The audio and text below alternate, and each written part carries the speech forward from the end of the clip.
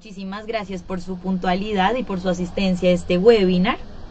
En esta ocasión vamos a hablar sobre trámites de convalidación, cómo iniciar el proceso, cómo es esa etapa de comenzar la recolección documental, cómo asegurarnos de que la documentación que en efecto vamos a presentar ante el Ministerio de Educación para solicitar la convalidación de nuestro título va a ser la más apropiada para que en el momento en que nos estén evaluando la equivalencia con respecto a los títulos ofrecidos en Colombia, tengamos mayor probabilidad de que nuestro trámite salga positivo. Entonces, en los contenidos que vamos a manejar en esta ocasión, vamos a revisar 3 momentos fundamentales en la preparación documental. El primero sería la revisión de la regulación vigente. El segundo, la preparación de las listas de chequeo que nos van a ayudar a guiarnos durante todo el proceso. Y el tercero, la preparación de la documentación de acuerdo con lo que en efecto nos exige la regulación.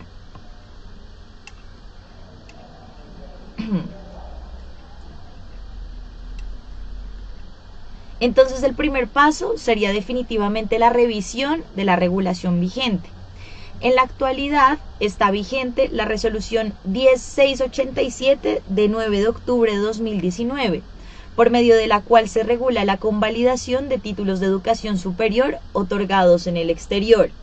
Es fundamental que antes de comenzar a preparar nuestra documentación, revisemos a fondo el contenido de esta regulación, que es en efecto lo que nos va a exigir el Ministerio para convalidar nuestro título.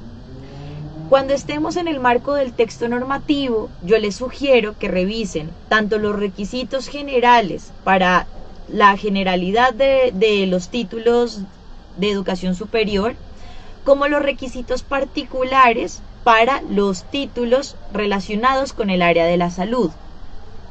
Estos requisitos particulares se encuentran en el capítulo 4, que se titula Documentos, Requisitos y Procedimientos para la convalidación de títulos del área de la salud.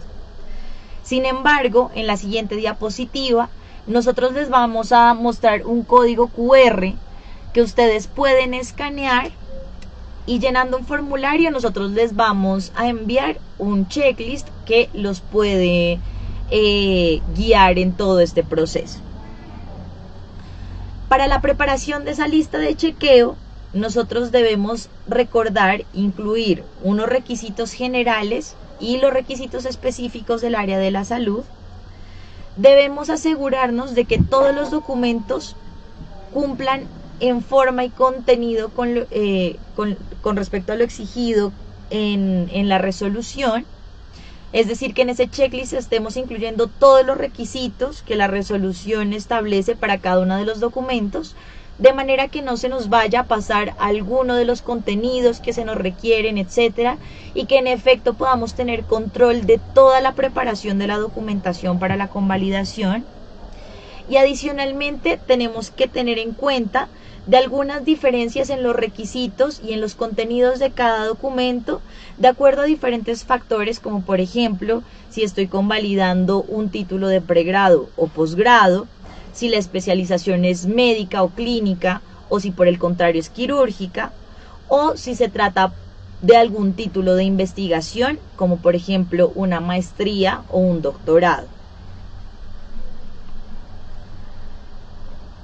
En el tercer punto, y tal vez el más importante, está el diseño o la preparación de la documentación de acuerdo con lo exigido por la regulación vigente. En efecto, el proceso de convalidación ha venido en un endurecimiento normativo que viene más o menos desde 2005. En efecto, cada norma que se expide es mucho más dura de cumplir que la anterior. Y por esa razón tenemos que tener mucho cuidado en el momento de la preparación documental. Casi ningún hospital o ninguna institución formadora nos va a expedir la documentación como en efecto la necesitamos para cumplir con los requerimientos establecidos en la regulación vigente. Por esa razón, en la mayor parte de los casos es necesario adaptar esa documentación o crear documentación nueva con el objetivo de que podamos cumplir con lo que nos requiere la resolución. En este sentido, le recomendamos guiarse por un checklist que tenga en cuenta esos requisitos tanto desde el punto de vista de forma como desde el punto de vista del fondo o de los contenidos que debe llevar cada uno de estos documentos. Adicionalmente, tenemos que tener en cuenta que el Ministerio de Educación tiene un gran flujo de solicitudes de convalidación y por eso en muchas ocasiones los funcionarios del ministerio tienen muchísimo trabajo. En ese sentido es fundamental que cada uno de los documentos lleve una estructura que facilite la comprensión del documento y que adicionalmente facilite también al funcionario llevar a cabo el examen de equivalencia que se va a desarrollar para determinar si nuestro título es convalidable o no. En efecto, si nosotros presentamos una documentación que facilite ese análisis o que ponga la información que es más importante para el examen de equivalencia en unos puntos estratégicos, vamos a tener mayor facilidad de convalidar el título. Sobre todo teniendo en cuenta que pues normalmente como son programas académicos tan extensos, tan densos, con tantos contenidos, muchas veces suelen ser muy largos y son difíciles de digerir para los funcionarios del ministerio, sobre todo teniendo en cuenta que normalmente no se trata de pares académicos y que normalmente pues tienen una dificultad mayor en entender o digerir esta información. También vamos a hacerles un resumen de cuáles son los contenidos o los requisitos de forma y fondo que debe uno presentar en el momento de la convalidación. Con respecto a los requisitos generales, debemos presentar un formato de solicitud diligenciado en debida forma, según lo que establece el Ministerio de Educación Nacional. Este formato debe ser diligenciado en línea. Adicionalmente, debemos presentar un original o una fotocopia del diploma o el título, que es uno de los documentos que debe venir apostillado o legalizado. ¿De qué depende si el documento debe venir apostillado o si debe venir adicionalmente legalizado? Puede venir con apostilla simple en el caso de que el país de donde proviene el título haga parte del Convenio Internacional de La Haya, pero adicionalmente tiene que venir legalizado en caso de que el país de donde proviene el título no haga parte del Convenio Internacional de La Haya, como es el caso, por ejemplo, de Cuba. ¿Qué países sí hacen parte del Convenio de La Haya? Argentina, México, los países de la Unión Europea, en general la mayoría de países. Adicionalmente, tenemos que presentar un certificado de notas o de asignaturas. Ese certificado también debe venir apostillado o legalizado según sea el caso. Tenemos que presentar una fotocopia de la cédula de ciudadanía para nacionales y pasaporte o cédula de extranjería para extranjeros. Y con respecto a los requisitos específicos, debemos presentar, por ejemplo, el récord de consultas y procedimientos. Este se va a modificar en el caso de que estemos tratando una convalidación de una especialidad médica o clínica y los requisitos van a ser diferentes o los contenidos van a ser diferentes para el caso de especialidades quirúrgicas. Las especialidades quirúrgicas son aquellas que contienen procedimientos o abarcan procedimientos que sobrepasan la dermis. Tengo que tener en cuenta si la especialidad que voy a convalidar es quirúrgica en Colombia, diagnóstico por imágenes, por ejemplo. En algunos países no es quirúrgica y en Colombia sí es quirúrgica. En este caso, el récord de consultas y procedimientos tiene que cumplir con todos los requisitos que se establecen en Colombia para una especialidad quirúrgica. En el primer caso, el récord de consultas y procedimientos para especialidades médicas debe estar expedido por la institución formadora. Esto significa que debe llevar la firma de cualquier autoridad de la institución que me formó.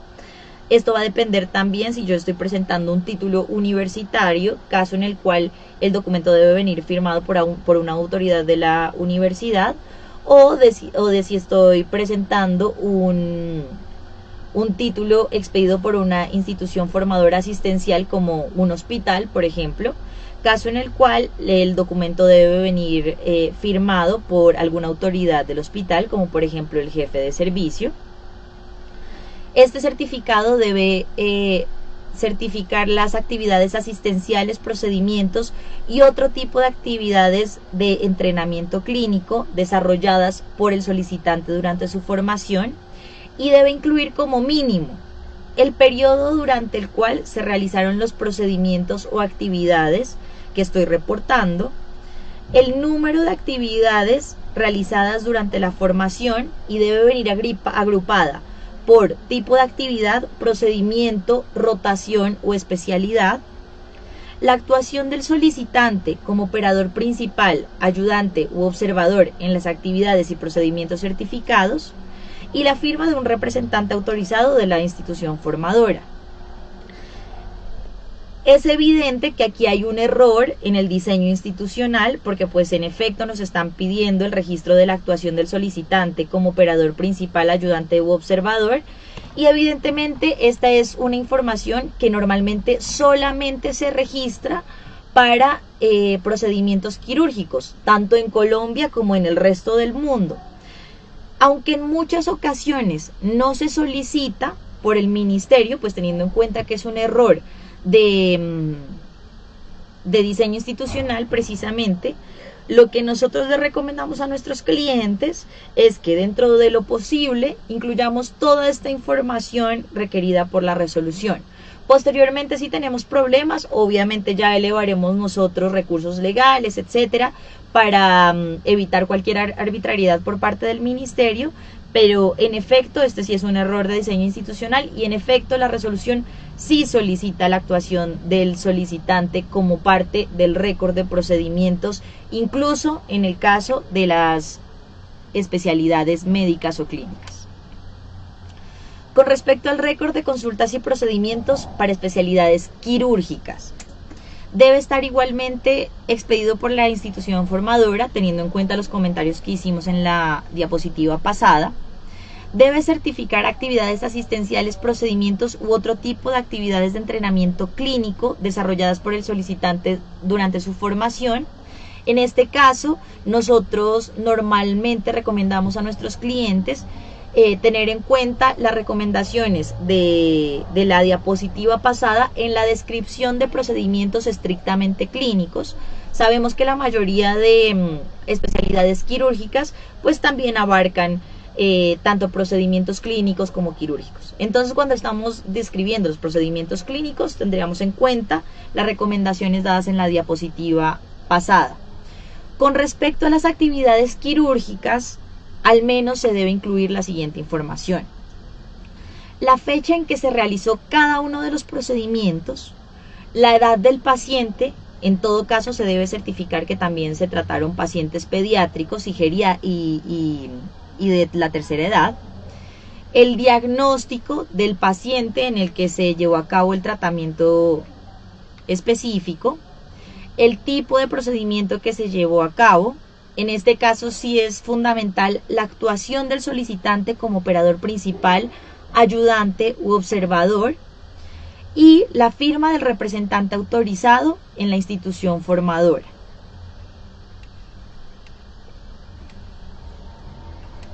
Adicionalmente, tanto para especialidades clínicas como para especialidades quirúrgicas, debemos incluir el programa académico.